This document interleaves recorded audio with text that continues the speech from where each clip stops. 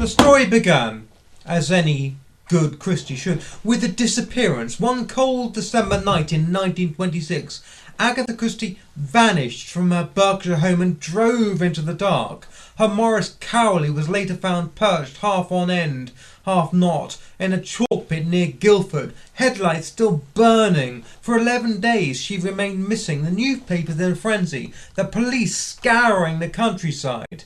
When she was last discovered in the spa in Harrogate's, she realised she had registered under the name of Mrs. Teresa Nail, which was her husband's mistress's surname.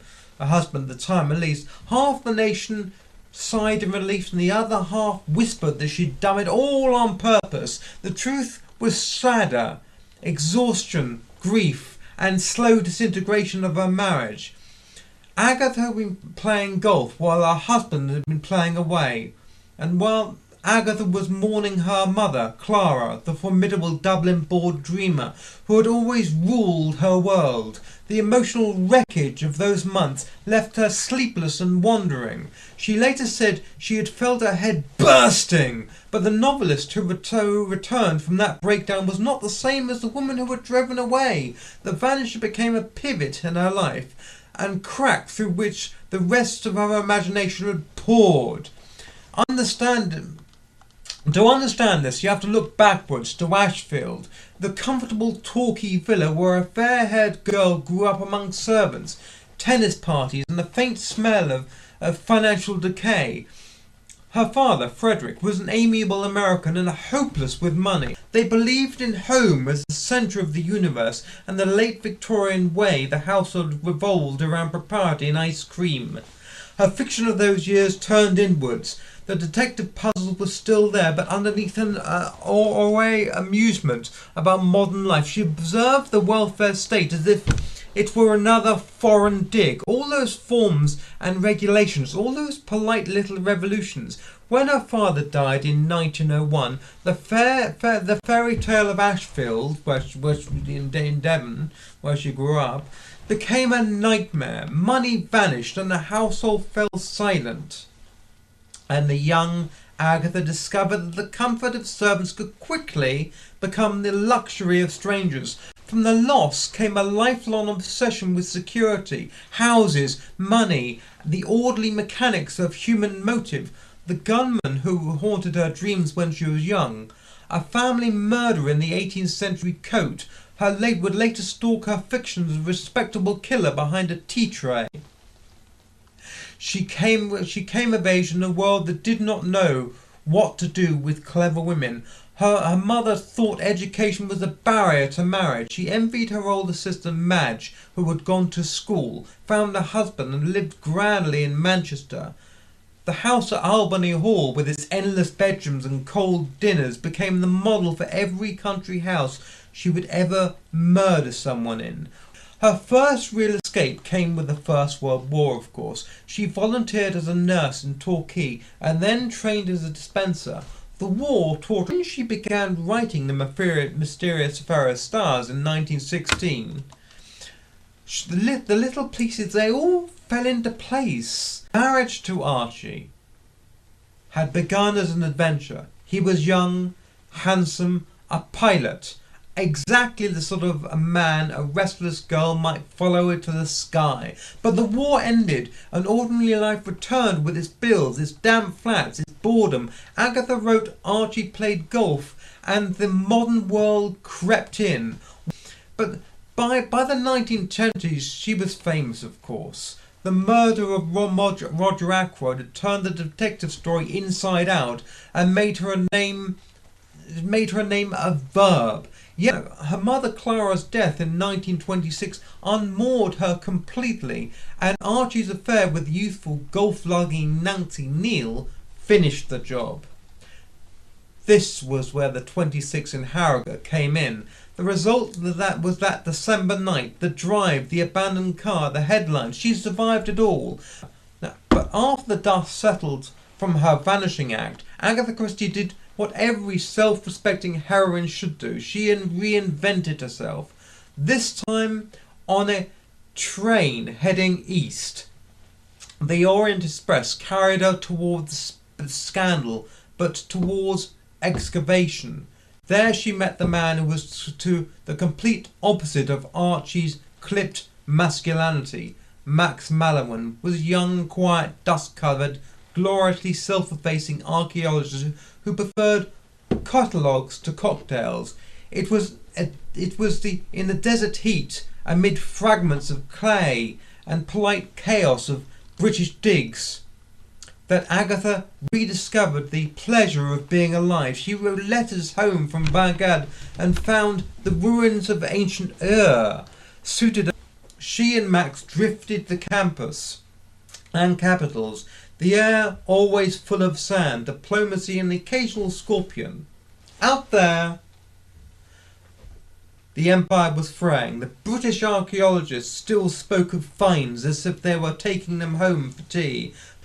Murder in Mesopotamia, as I mentioned before, death in the Nile, are full of the arrogance of empire, cheerful self-importance of the English people abroad, the combative explorers who never quite understand the world they're exploring. She admired the East with the same curiosity she brought to the locked room, patient and slightly patronising, but affectionate still. As the Middle East revolted and the old archaeological guards stumbled into bureaucratic scandals, she paid the workers smooth tempers and made sure that Max's name stayed clear. Those digs also forced her to think about empire. At first, she shared the unexamined attitudes of her class, the English as bringers of order, the locals as background, but in the 1930s she began to see the arrogance of that poise. Her sympathy for the Middle East grew, even as she remained every inch the British matron. When Iraq expedition ended in scandal over who owned the artifact, she quietly paid the bills and kept the workers fed. Her later novels, They Came to Baghdad, is part of that adventure, part of an apology, a recognition that the empire's golden age was already a relic. Christie's politics were always a tangle of instincts. She distrusted modernism, mocked post-war youth, and could always be painfully of her time in her treatment of race. The original title of And Then There Are None now makes readers wince. Jews and foreigners flit through her early thrillers just simply as caricature. Now, but through the 30s she lived between digs and drawing rooms, producing a torrent of books and buying an equally impressive number of houses. The Depression barely brushed her. Her readership was the anxious middle class who needed tiny murders to make sense of their untidy lives. Her detectives multiplied. Poirot, his magnificent self-regard, Tommy and Tuppence played equal partners in crime. Tommy and Tuppence was like the original Agatha and Max, just related into her work. And finally Miss Marple, who crept in as a malicious gossip and grew into the consciousness of the nation. The Second World War years brought her full circle. She returned to hospital work, surrounded again by medicines and death. Poirot aged. Miss Marple became a philosopher of the home front. After 1945 she seemed both triumphant and slightly lost. Britain was building warfare. Agatha preferred wallpaper. The middle classes that had suffered her fiction were vanishing. She caught their decline in miniature. Poirot and Miss Marple multiplied, as did the taxes on her earnings. She wrote N or M about spies and paranoia, Evil Under the Sun about lust and betrayal, and locked away Curtain and Sleeping Murder for publication after her death. It was then, by the 1950s, she was both a national treasure and slightly out of step with the nation. The welfare state bored her. Modern youth terrified her, yet her plays filled theatres. The Mousetrap ran forever. Her books outsold the Bible. She collected houses like trophies, doted on her daughter Rosalind, funded Max's expeditions, and complained about the taxman. The plays themselves were a new empire. Witness for the prosecution dazzled audiences with its courtroom twist. Royalties flowed and agents negotiated, and Agatha pretended not to care. The Inland Revenue, she said, could find evil even when Poirot could not. Her solution was characteristically pragmatic, a web of companies and trusts. She didn't even think of it as greed. It was a kind of narrative housekeeper. Miss Marple aged gracefully with her. Race, too, entered the conversation awkwardly but persistently. The language of her early career. She began to adjust, sometimes clumsily, sometimes perspectively. Her later work includes sympathetic foreign students, self-possessed women of colour, and a tentative acknowledgement that the English village was no longer entirely English. In A Murder is Announced, and After the Funeral, Servants Are Gone, Hollywood came calling, mingling her work with big budgets and bad scripts. She was made a Fellow of the Royal Society of Literature. Fame embarrassed her. Success pleased her quietly, but her private life in the 60s settled into a rhythm of gardening, correspondence, and the perpetual hum of typewriters. Dementia crept up on her like one of her own villains, quiet, efficient, and patient. She began repeating words, confusing characters' names, and missing deadlines, but Max protected her. Rosalind shielded her, and the publishers smiled indulgently. By the 1960s, Miss Marple moved with the times, tutting over supermarkets and television sets. When she was made a Dame of the British Empire in 1971, she accepted it with an embarrassed laugh. Her estate, meticulously planned, turned into a publishing conglomerate. The taxman, at least, had his day, but the royalties kept flowing. The BBC, ITV, and every aspiring producer from here to Hollywood lined up to resurrect her creations.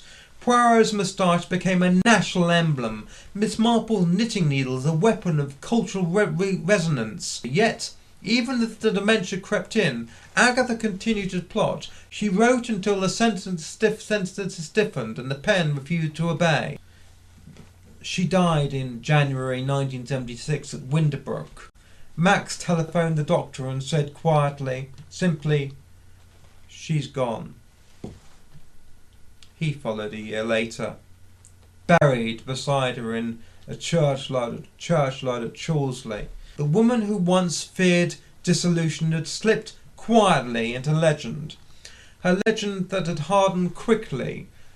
Uniso declared her the world's best-selling author. The mousetrap kept tripling. Television turned her detectives into national relatives. Her grandson turned Greenaway over to the National Trust, and the tourists came, eager to slip tea in the rooms where she never actually wrote.